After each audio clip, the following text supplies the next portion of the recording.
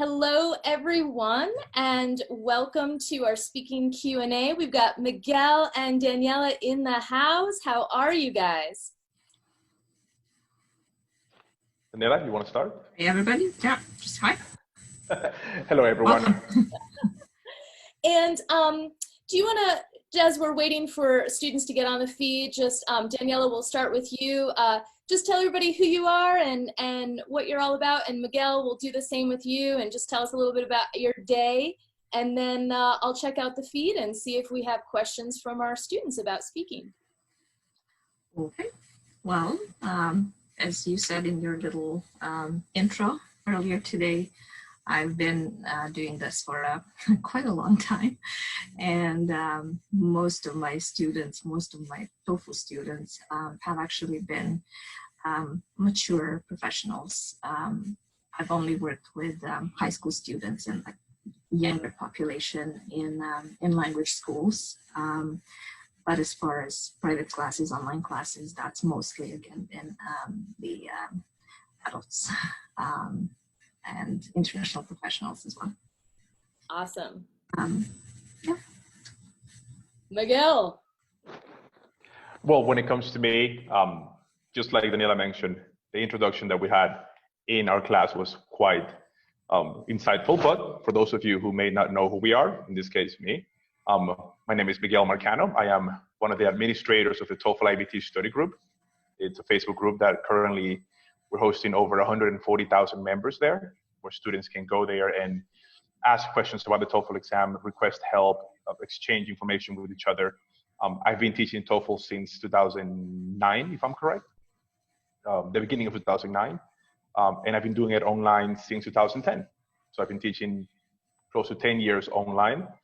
And it's been a ride. Very similar to Daniela, most of my students are professionals in the area, typically the medical area, doctors, nurses, pharmacists, dentists. But when it comes to taking students, if you need help with the TOEFL exam, then I would definitely love to assist you if I can. Wonderful. Yeah, we had so many, thank you for introducing yourself. We had so many new students, and Miguel, they might be coming from your group since you were advertising that this Q&A was happening today. But just new students joining even in the last 2 days, so many of them. So I just want to make sure, they know who you are, and that the masterclass, it's not just these Q&As, there's also a whole other masterclass to register for. And I just want to repeat that because we do only have a couple more days left for free access to that May 11th deadline for the master classes. So I wanted to get that out. We had some questions yesterday come through about speaking, and one of them that I get a lot, I think a lot of students like to ask this one, and maybe Danielle, we'll start with you. How do I reduce my and my during my speaking response? What would your advice be? Well, I'm gonna first of all recommend watching that TED Talk that I shared earlier today. It actually confirms what I've been saying all along.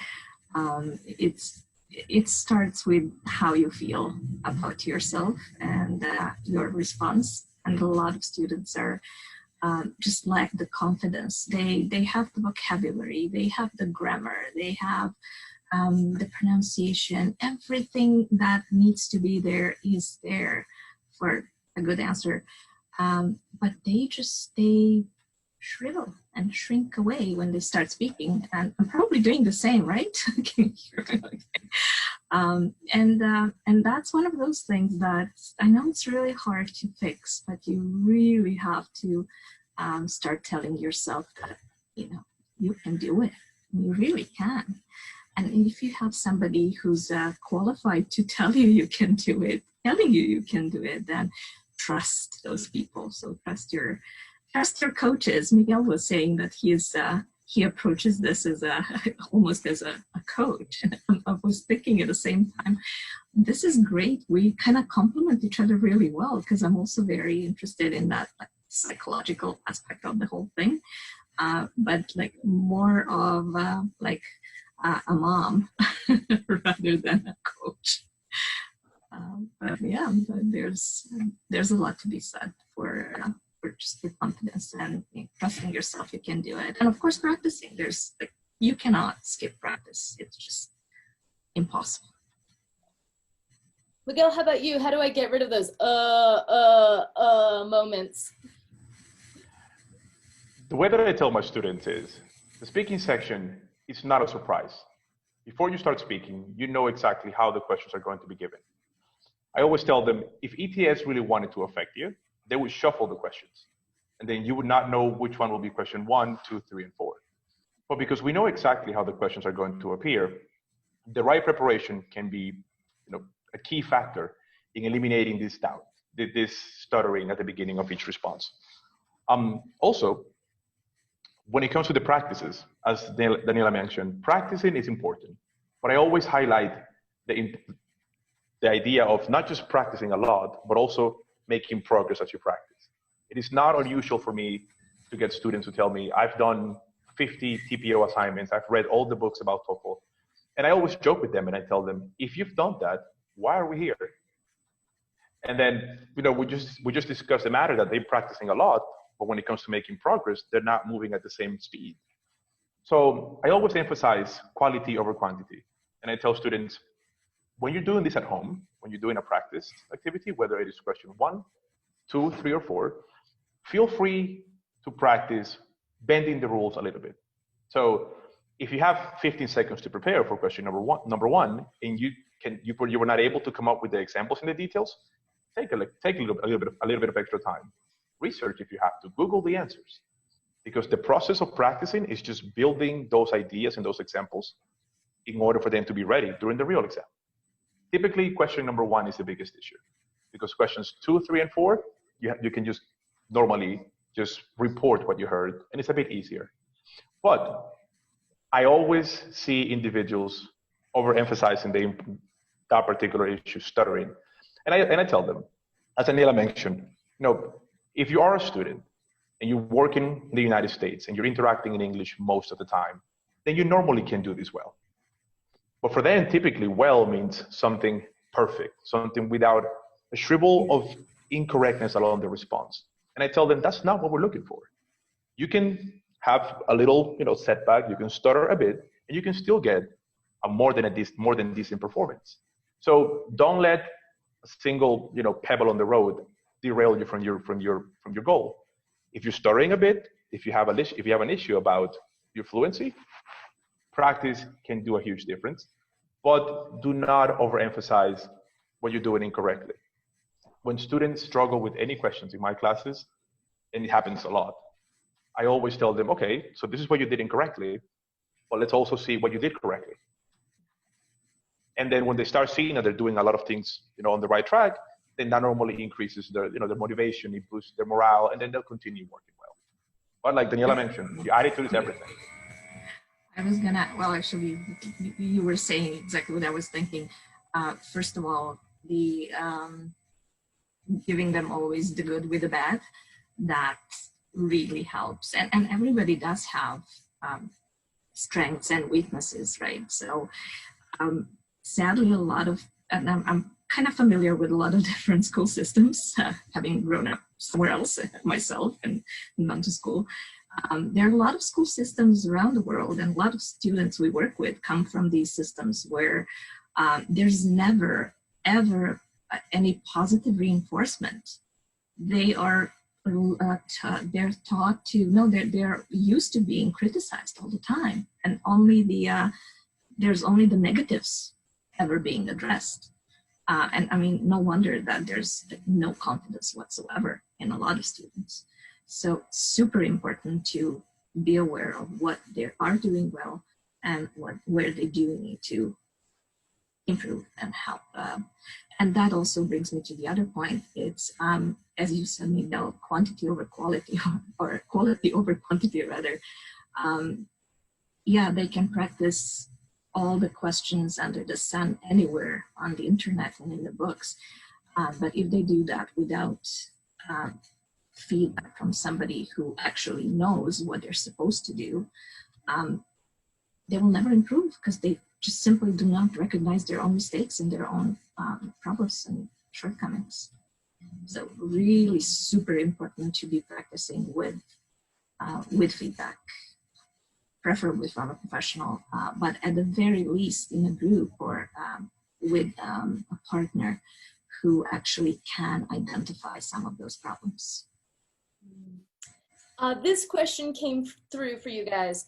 I freak out with speaking question 1. So Miguel, this is what you pinpointed. Question 1 seems to be the most stressful because it's like I have to come up with the ideas myself.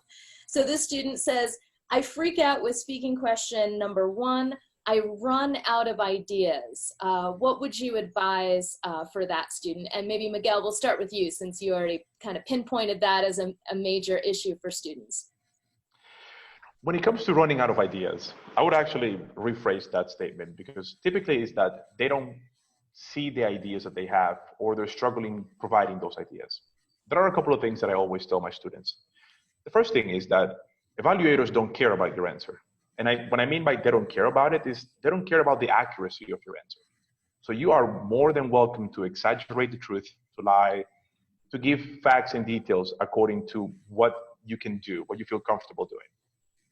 I push my students to give 2 examples and 2 details for question number 1. And I'm going to give like an insight of my lessons here. I have 5 examples that I always like to tell my students. You can use these examples as in a break the glass in case of emergency example. And I'm going to give them very quickly, not to take too much time. The examples that I like to use are either associated with money, with time, with distance, with culture, or quoting a different source. I'll give you a quick example for those listening. If the example is about money, time, or distance, I like these 3 ideas because they are numerical examples. You don't have to explain them. You just have to give a number to it. So if I say, for instance, that I prefer to study within my own state instead of studying in a different state, one example that I can use is because it is cheaper. And I can just give 2 numbers to illustrate my idea, and that can shrink my time significantly. So I could say, if I were to study within my own state, the tuition cost will be only around $5,000. But if I were to travel to a different state, it would cost me around $30,000. That example in that detail would cover one of the requirements as in the example in detail. And the second example, you can bring something else. Those 3 examples, time, money, and distance, are all numerical examples.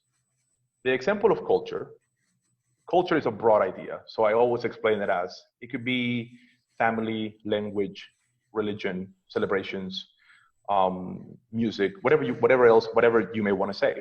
So using that example that I just mentioned about studying abroad, studying in a different state or within your own state, I could say, using the example of culture, I would prefer to study within my own state because there's a large, let's say, Latin American population in Florida, for example. That's where I'm from. So I will feel comfortable studying with people that look like me, and they may have the same background as I do, than if I were to study in Montana, for example, where I would be just 1% of the demographic. That's an example of culture. And there are many others, of course.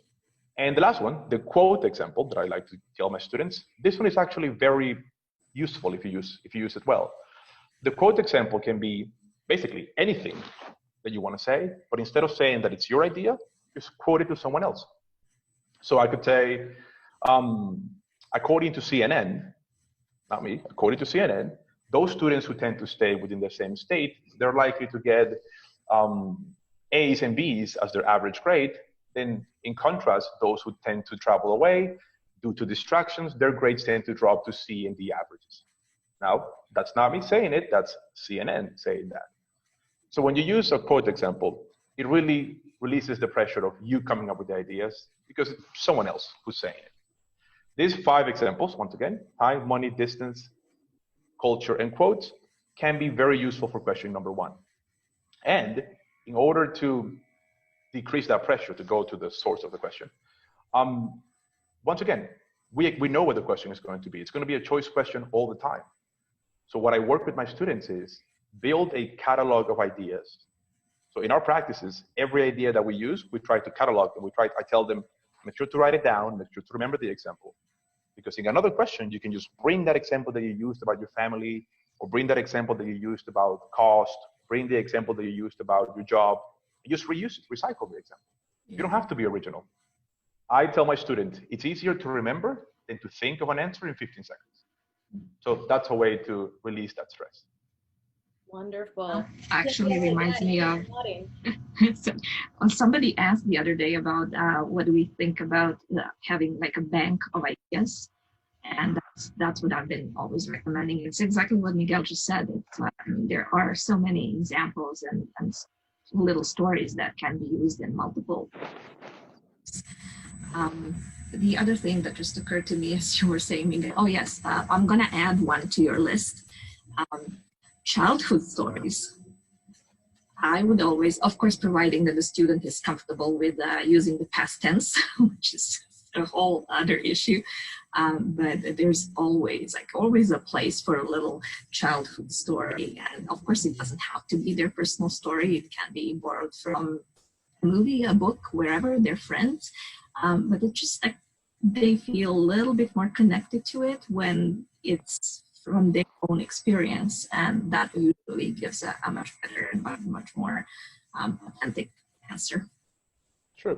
There's actually, before we continue, there's actually a myth that I was debunking earlier today with a student. There are certain students who believe that you will be penalized in your response if you speak about personal examples.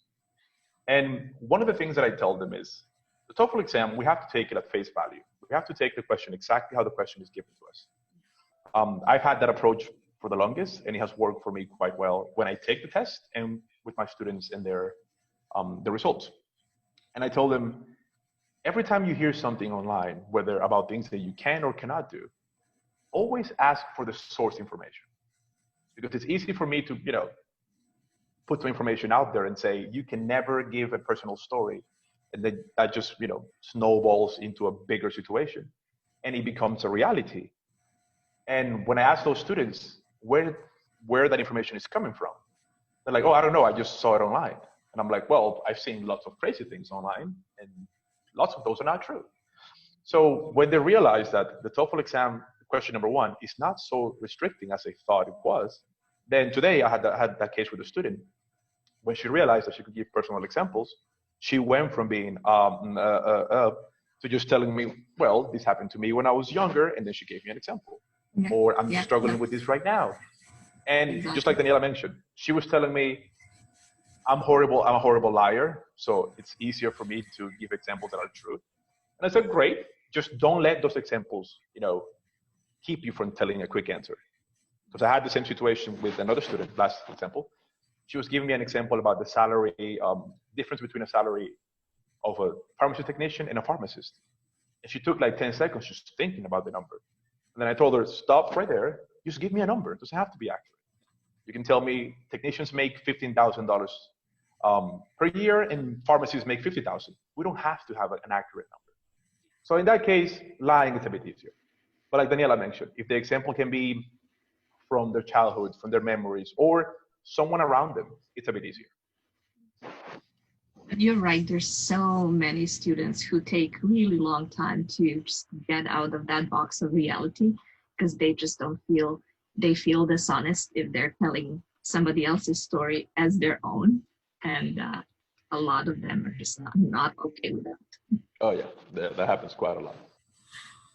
Another question came through. This is about question number 3 and 4. So for those of you who need a reference point, question number 3 asks us to read a short paragraph and then listen to a lecture and then summarize both. And of course, question number 4 is just listening to a lecture and summarizing. So the question is, I miss details in these speaking tasks number 3 and 4. How many points will be taken out of my score if I miss the details? Miguel, we'll start with you. All right, I'll start with it. Well, when it comes to missing details about question 3 and question 4, once again, going back to my original statement, these questions have patterns. So we know what to expect in these questions. So for question number 3, we're always expecting some sort of a story, an example, or an anecdotal example from the topic that was discussed in the reading section. And the professor is often going to give an example, either a personal example, or they're going to try, he or she is going to try to illustrate the definition using an example. So what happens when it comes to students answering questions 3 and particularly question 3 first and then question 4, is that in question number 3, they divide themselves into remembering or trying to remember as much as possible about the reading section, and then trying to digest what's given to them in the speaking section, in the listening section, sorry. And once again, one of the things that I always emphasize is let's pay attention to the question. The question is not telling you to summarize the reading. It's not telling you to define anything from the reading. The reading is for you to understand something. The question is about, use the examples provided by the professor to illustrate the concept of whatever the case might be. Let's imagine the concept of inflation, for example. So the response should revolve around the lecture, meaning that when you're listening to the information, pay attention to the examples provided by the professor. Don't separate your mind into the reading said this and the lecture said this. If you have to, let's say, split your attention, give 25% to the reading section and 75% to the lecture. And you just try to retell what happened with the professor. Many students get concerned and they think, can I paraphrase? Do I have to quote? Both can work. I've taken exams where when I take the test, I'm always experimenting with my responses. And I've taken exams where I'm literally quoting almost exactly the same way that it was given. And my grade typically is about 30 to 29 points in that section. And when I paraphrase, I keep the same grade. So they're not affecting my performance, whether I paraphrase or whether I quote. So I tell students, use whichever is more comfortable for you. Now, when it comes to question number 4 is quite a distraction, because the question, let's say, if we break it up in time, let's say it's 3.5 to 4 minutes long, the content given to the students. The first minute, 2 minutes, maybe even 2.5 minutes is just an introduction to the topic. That information essentially is not useful. Eventually, the topic is going to divert into 2 subcategories. So for instance, if we're talking about, let's say, pandemics, using a current event that we're all experiencing, and we're talking about pandemics throughout history and how they've affected humanity and the way the destruction that they have, put societies under significant stress. And eventually we're going to come and separate, let's say, COVID-19 and the Spanish influenza. That moment, when they separate the idea, that's what I tell my students, that's where you go like this. That's where you really pay attention. Because those 2 topics, that's going to be your response. The question is going to be, once again, the question is predictable. Using points and examples from the lecture, illustrate the 2 types of pandemics discussed in the lecture. So everything you heard at the beginning about pandemics is essentially an entree, an opening for you to know about the topic. But the source, the main dish, are these 2 examples. If you pay attention to these 2 examples, it's easy for you to remember them. But if you do like many students who take lots of notes at the beginning, and by the time you get there, your hand is sore, your palm is sweaty, you don't want to take notes anymore, you've basically exhausted all of your energy paying attention to something that was not the main source of the response. So that's how typically I assist my students in those 2 questions. Wonderful.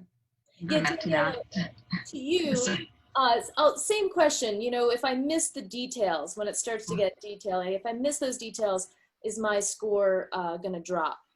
Yeah. I have a feeling it will affect the score in the sense that they might not be able to get a 4 without any details whatsoever. But it's not like they're not going to get any points. So if they do have the main idea and the key point, that's basically the probably like 70% of the answer. So it's that final 20-30% of the answer that would make the difference between a 3 and a 4. But that reminded me of one other thing, or one other point I constantly make with my students. When it comes to questions, to the academic questions, 3 and 4, a lot of times people think there's not a lot of practice, not as much practice out there as there is for, say, the independent question. And what I always advise is do not focus only on the practice that's already made in the format of the question 3 or 4. use the listening practice for that. Because in the end, both questions 3 and 4 basically come down to the summary of the lecture, of that mini lecture. So if you missed anything or if you missed something, you can still have a pretty good answer by just summarizing what you heard without even necessarily being confident what the key points are. And again, if you do that, when you practice listening, if you stop after each listening exercise, that's a lecture, obviously, answer your listening questions. They're actually a great guide to what is very important in the, as Jane was talking about that the other day. So the questions are there for a reason, and they are the types of questions there are for a reason. They really focus students' attention on what is most important in the lecture. So they can use those questions or the answers to those questions in the listening section as a sort of a guide to what they need for a short summary. So I tell them, listen, answer your listening questions, and then take a minute, give yourself a minute, make a summary of the lecture you've just answered the listening questions to, and try to summarize in a minute. Record yourself if you need to. That's also, it's basically speaking practice as well. Yeah, that is a wonderful idea. And I really love that, because then visually you're seeing the questions and the correct answers by that point. Hopefully your answers are correct, and you're just skimming almost as if you would read from your notes as a way to practice that lecture summary. And then you learn to identify those important parts of the lecture. And you could even look at that transcript and then go back and say, hey, where did this come from? Where's main idea? Oh, it's here and here. Or where is this detail from? And kind of get a sense of where in that lecture those things were appearing. So I love Take that it even idea further and do, a step further would be also getting vocabulary out of those too. Because that is the vocabulary, it is the academic vocabulary that will most likely pop up again somewhere in the reading, in the listening, writing, anyway. Absolutely. One last key regarding this question, Kirsten, that I just realized I didn't even answer the question. Would you lose points? Yes, you would, if you're not being thorough with the details. But one thing that would affect you even more, and I'll be brief about this, is if you add ideas that were not mentioned. I often hear students who, in the heat of the moment, they may exaggerate something or add something based on their inference. And I say, wait, that was not given to you. So you only have to use what is given to you. We cannot infer anything from these questions except for what is given. Can you paraphrase? Yes. But you cannot exaggerate the answer to the point where you're adding ideas that were not given. So that would be like a panic reaction for students, particularly if they finish too early and they have still 10, 15 seconds remaining. Do not add any ideas that were not mentioned. That's going to affect you even more than if you just were to stay quiet. Yeah, great addition. This is a great question for you both. If I make a mistake and realize it, should I go back and correct myself during my speaking? Miguel, we'll start with you. If time allows for it, yeah, absolutely. It happens quite often. Question number 2, for example, if I'm trying to quote the lady in the conversation, then I say, according to the man, I may start speaking, then I would say, I'm sorry, I meant to say according to the woman, and you can continue. There's no penalty for that. I've tried that in my exams as well when I take the test, and the results have not been negative whatsoever. So once again, as long as time allows for it, sure, go back to it and change yourself and change the response.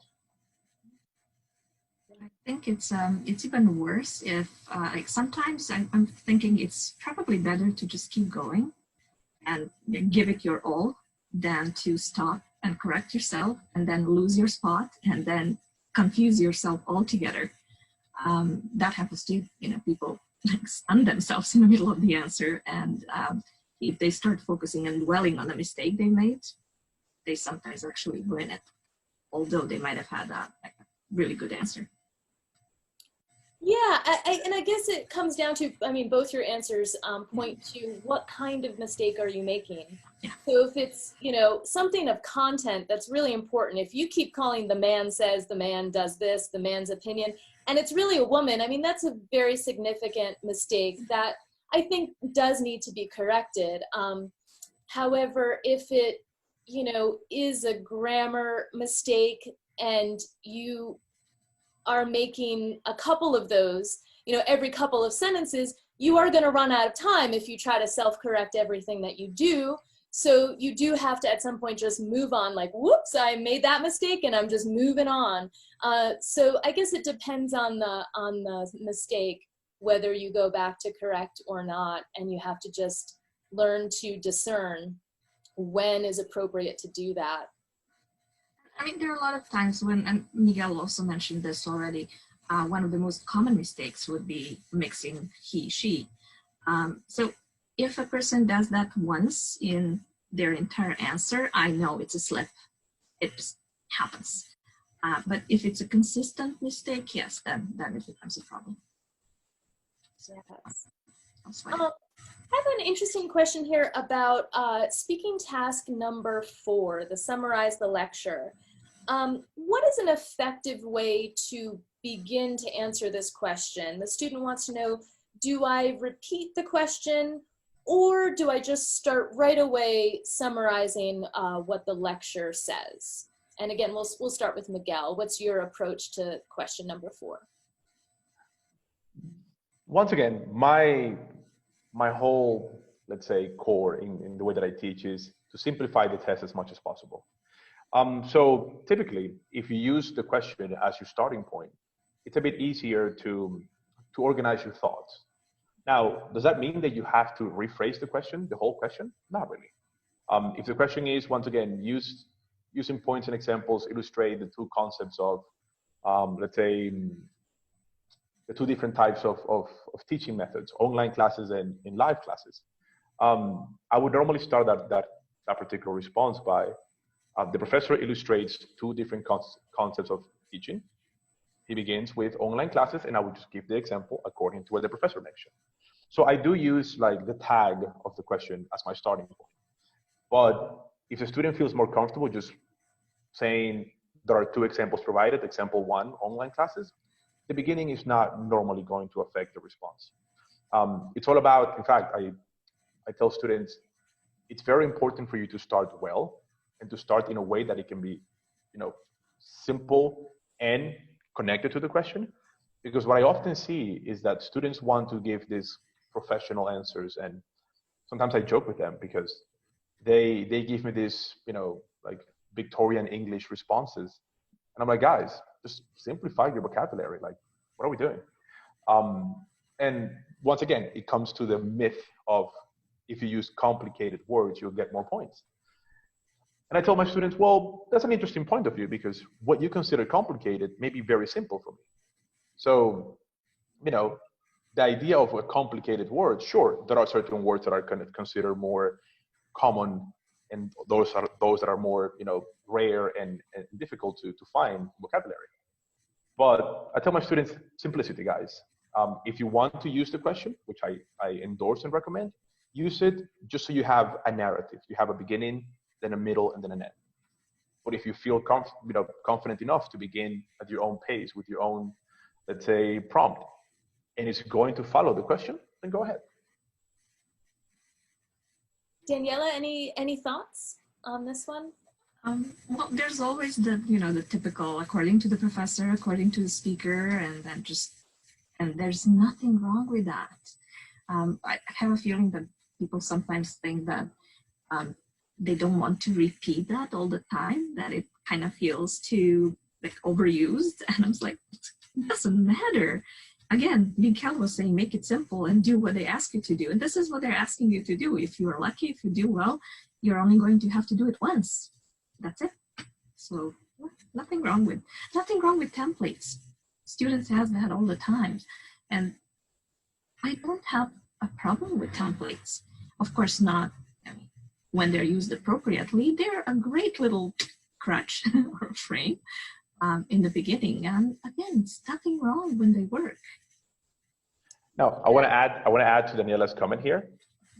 I agree to some extent with that idea. I tell my students, imagine a template like a recipe, like the recipe you find on the back of like a cookie box.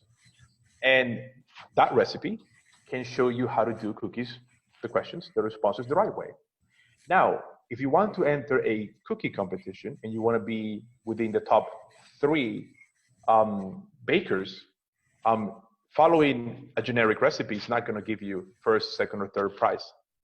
So I tell my students, templates are a great idea as long as you're able to rise above them whenever needed. Because here's the thing, if templates worked, uniformly the whole time, they wouldn't need any help. They can just get a template, just fill in the blank, 26, 27, 28 points. My students ask me this question quite often. They often ask me, what's your template? And I tell them, I don't use templates. I can give you a pattern which you can modify accordingly. And the example that I tell my students on these patterns, I use a lot of similes and examples in my lessons.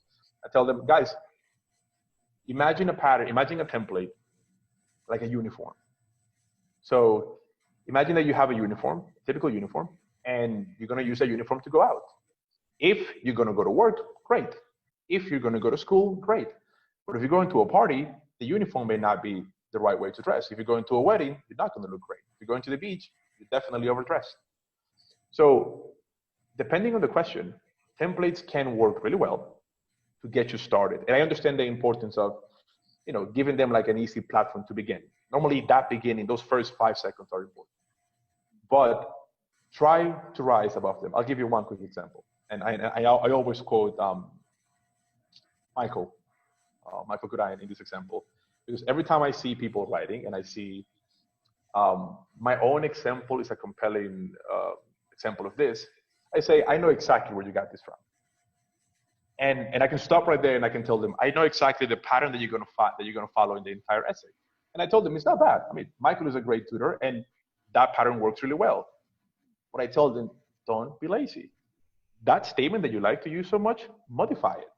Say, I have an anecdote that can tell a story like this. Same idea, but make it your own. So going back to the example of the recipe, you can follow the recipe, but add more ingredients to it so you can make it your own, and maybe you can win that top prize. But if you follow the same recipe, you're going to get generic answers. Yes, I love that cookie analogy. That is so great. And it's so true. And the uniforms too. Templates can only get us so far when they're appropriate to answer that question. And as TOEFL is ever changing, I mean, we know these questions just change slightly. They go over here, they go over there. That old template you were working with may not work in that moment. So you just have to be really aware. And yeah, I love both of your responses, because we did have a question come through about templates. Where can I find the good template? And I think there is this myth that, ooh, if I just find the magic formula, the magic recipe, I'll be okay. And really, it's use it in the beginning when you're learning. And then, like Miguel said, just keep adding to it, keep moving with it, try different things with it, because it is, this is fluency. We have to flow, and we can't stick to these rigid structures all the time. It's not going to spell success on the TOEFL. But it also goes back to confidence again. I mean, I know I keep saying this, but Wednesday, it's like somebody, Miguel, was it you who was using the analogy of Jonathan, the bike, learning how to ride the bike. Yeah, the training wheels. The wheel, what do they call it? That was Jonathan who said that. Yeah. So when most people, when they feel confident in their answer or in their ability to answer without the training wheels, they will desert the template or just use very minimum. To some extent, though, I've had students, and it always surprises me when I hear students who tell me, I've taken the exam 10 times. I'm stuck at 22, 23, 24 points in the speaking section. And my first question with them is, what have you done differently? And they're like, nothing, I'm following the same template. And I'm like, well, if you're doing the same thing, then of course we're not, like I told them, in your perfect, future, you expect the same idea that you've been using for the past 10 exams to just magically work and give you that grade. I mean, it could happen. I've seen it. But once again, are you going to put yourself to another 5, 10, whatever number of exams until you finally get that perfect storm of questions where you can follow the idea? So I tell students, sometimes it's funny because when I tell them this, they're like, wow, I never thought about it. And I'm like, how could you not? If you're doing the same things, guys, you're not going to make any sort of changes. Or maybe your patterns can go up 1 point, go down to a couple of points. But if you really want to make that change, which is often the case in my students who score low 20s and they want to get to the mid 20s or even higher, I tell them it's easier for me to get a student who scores 17 points and take them to 20 points or 23 points than to go from 23 to 25. So it's all about, as you mentioned, you have to be confident. And that goes back to the formula, the magic formula that I tell my students. Practice, perseverance, progress, patience. You can't change it all in one day. We have to practice. Whenever you make mistakes, as I mentioned at the beginning, sure, I love mistakes.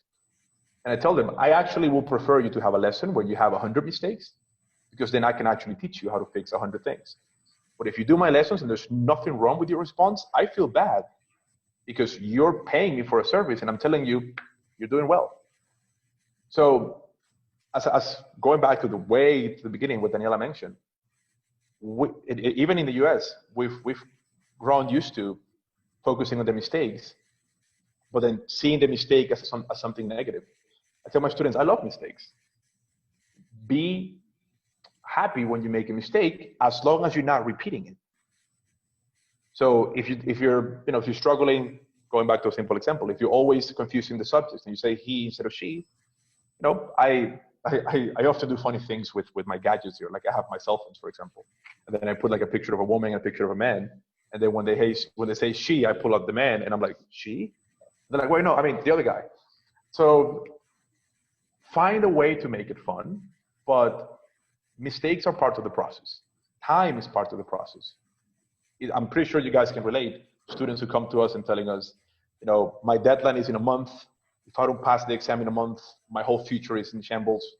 You're my last hope. And I say, whoa, I would love to help you as much as possible, but let's see what we can do.